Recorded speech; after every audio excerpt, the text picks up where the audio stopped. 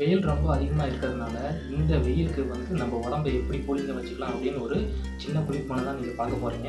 இது நீங்கள் வீட்டில் கண்டிப்பாக ட்ரை பண்ணி பாருங்கள். உடம்புக்கு ரொம்பவே நல்லது.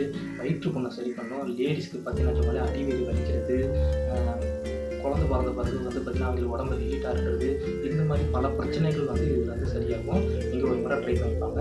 வாங்க வீடியோக்குள்ளே போகலாம். சோற்றுக்கற்றாழையை சுத்தமான தண்ணியில் நல்லா கழுவிட்டு உள்ளே இருக்கிற தசை பகுதி மட்டும் அழகாக சின்னதாக கட் பண்ணி நல்லா எடுத்துக்கோங்க. கட் பண்ண கற்றாழையை ஒரு பாத்திரத்தில் தண்ணி எடுத்து அந்த பாத்திரத்தில் போட்டு 7-8 முறை சுத்தமாக கழுவி எடுத்துக்கோங்க. ஒரு மிக்ஸி ஜாரில் நம்ம சுத்தம் பண்ண கற்றாழையை எடுத்து போட்டுக்கோங்க.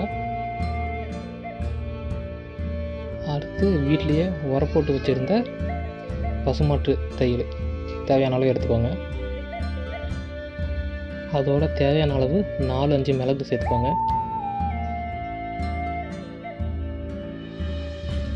தேவையான அளவு உப்பு சேர்த்துக்கோங்க.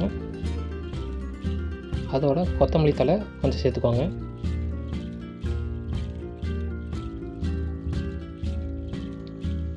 அடுத்து ஃப்ளேவருக்காக கடையில் கிடைக்கும் ரஸ்னா பாக்கெட்டு 5 ரூபா தாங்க வரும். அது உங்களுக்கு தேவையான அளவு கொஞ்சம் சேர்த்திக்கோங்க.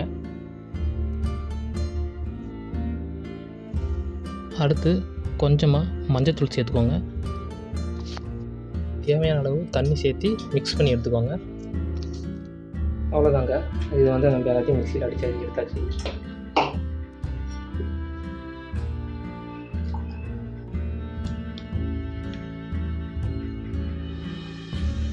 உங்களுக்கு தேவையான அளவு பாதாம் மிஷின் இதில் சேர்த்துக்கோங்க. ஒரு சூப்பரான ஜூஸ் ரெடி. அவ்வளோதாங்க, ஜூஸ் ரெடி ஆயிடுச்சு.